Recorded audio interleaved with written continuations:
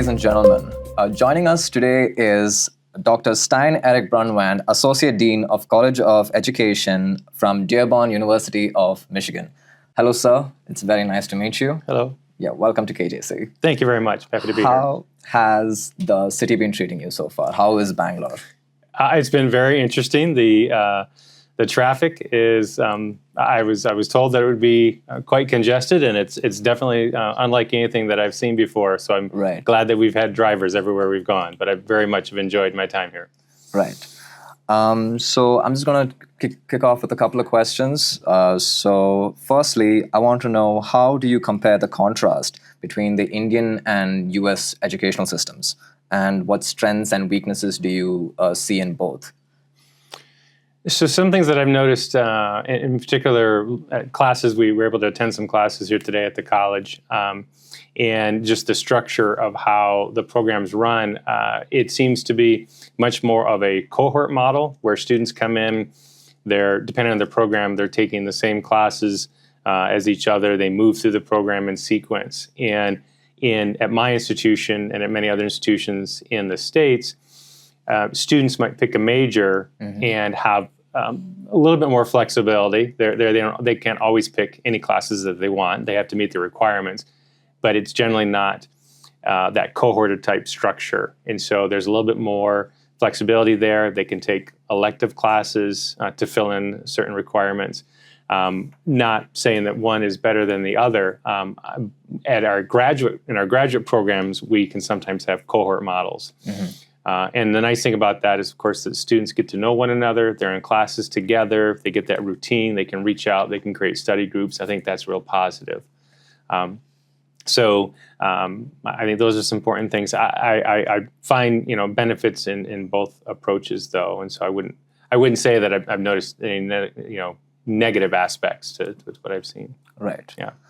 What strategies and approaches would you employ to integrate the best practices of both Indian and US educational systems? And how will you facilitate such a seamless way to bridge the gap in the knowledge?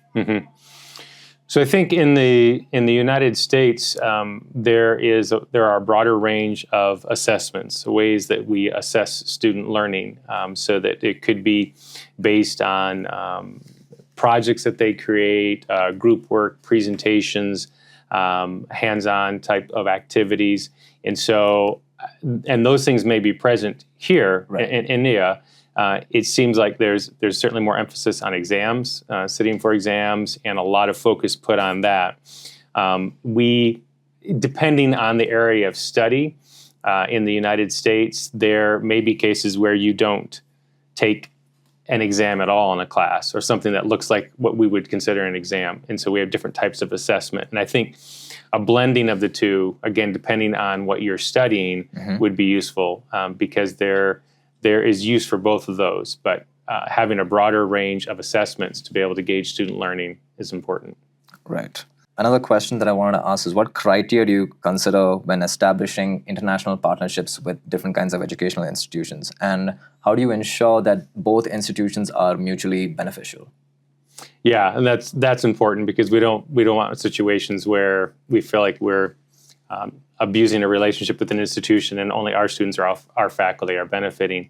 I think that we need to look for a willingness to collaborate and to be open-minded about what an experience might look like, and arranging experiences where, whether it be students or faculty, whomever may be in part of that collaboration, they're able to express what they hope to get out of it, what learning goals they have, what objectives they have, and that there can be some joint agreement about those objectives. So again, both sides, it's mutual benefit, for both sides, and so that's really important. Right.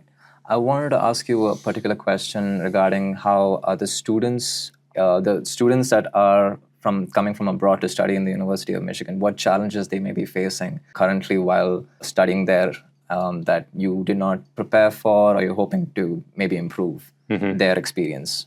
Yeah. From a very practical side, I mean, we do anticipate this. From a very practical side, though, the weather. It's very cold, and during this time of year in Michigan, the part of the United States where I'm from. Right. And so I'm very much enjoying the warmer weather here. So acclimating, literally acclimating to the weather, making sure that we're able to secure housing that is efficient for them, so it's close to campus. I know for my particular campus, we don't have housing on campus. All of our students come to campus, they drive there, they get there, however, whatever mode of transportation, on a daily basis. So transportation definitely for international students. And then understanding, what does a class look like? What are expectations? How do you access different resources if you're having issues? What resources are there to help support you if language becomes a barrier, for instance? Right. And so those types of things are important. Right. How do you think that we can facilitate students from Kristu Jayanti College studying abroad, possibly in the future? Mm-hmm. Yeah, we've been talking about that a lot. Unfortunately, it looks like we have a lot of similar majors and programs, right? And so we can have those opportunities. And so then figuring out, what are the students interested in? Are they interested in a full semester type of exchange? Are they interested in a shorter period of time, maybe a 2 to 3 week type of exchange? And then figuring out where those can happen as far as in the curriculum. So what classes line up so that there could be possibly some team teaching opportunities for students to come over and work with our faculty based on the class they're taking that lines up with the class that they might take here at Kristu Jayanti. Right. Is there any program where you send faculties from Michigan State over to here, or maybe to give them an experience as to how the pedagogical system over here is, the educational system over here functions, so that you can maybe implement any of these strategies back in the University of Michigan?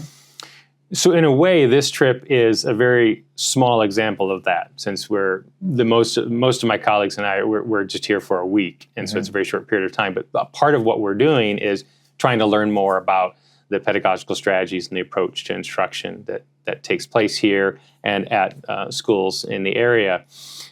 So that is part of what we're looking to develop. Currently, I should mention, we're representing 2 different campuses of the University of Michigan. So, of course, Flint, and then I'm from the Dearborn campus. So I can speak to the Dearborn campus. We don't have a formal program in place right now, and that's part of what we're trying to develop. And I know my colleagues at Flint are trying to develop the same thing, so that we can have that exchange of faculty, and they can come and share ideas and learn from one another. Right. Now, I know you already mentioned this, but how do you think the students from KGC can benefit from moving and basically studying at the University of Michigan, and maybe in some sort of exchange program where it's going to be completely beneficial? Because, we have like a lecture-based system over here, and there it's more practical-based. And so what facilities and technology or can the University of Michigan basically provide that we don't have available over here? I think part of it, like you mentioned, is the experience of a different approach to instruction, to see what that's like, and to see how that fits their learning styles after being raised in an educational system that is much more lecture-based. So I think that would be interesting for students, and seeing what it's like to be in a class of only 20 or 25, and where it's maybe more interactive, more small group work, more field-based type of work, getting out practical application of things. And so I think that could be a real benefit to students from the college here. In just being able to see what it's like to study in the U.S. in case they might decide they want to go on for future work as an undergrad, going on to graduate level work, and getting that experience so that it's not so intimidating if they come over as a graduate student later on. Right. I just wanted to say I want to ask you about how, is housing and climate one of the only scenarios, like situations where you have to help students adapt to life in Michigan? Is there anything else that the college might be providing in terms of just a knowledge base, or like different kinds of practical assignments and stuff? Because, for example, if I had to move and study abroad over there, it would be a little bit difficult for me to basically adapt to the practical-based system over there. So, which I might not be particularly getting my hands dipped in over here. So, is there any kind of way in which, any kind of strategies which will help the students better adapt to the system over there? Like any strategies in specific? Well, I think as far as things that they could do before they come over, I'm off the top of my head, I'm not coming up with things, but I think once you get there, it can be easier to immerse yourself in that type of learning. And we've got our Office of International Affairs. We have different student services and support offices and programs on the campus to allow students to help international students find a community that it can be both diverse, but also remind them of home, and so they can deal with that homesickness, perhaps.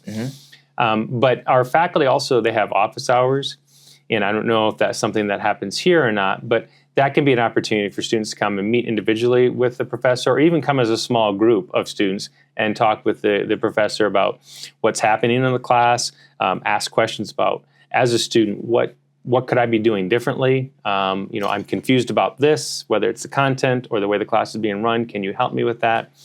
And so we really, we pride ourselves on having a better student to faculty ratio. We don't have huge classes of 75, 100 students. It's much smaller, so you have those opportunities to interact with the faculty, which can be helpful. Right. Thank you so much, Dr. Stein. That's all the questions that I had. Excellent. Thank you so much for joining us. Thank you so much for joining us here at KJC.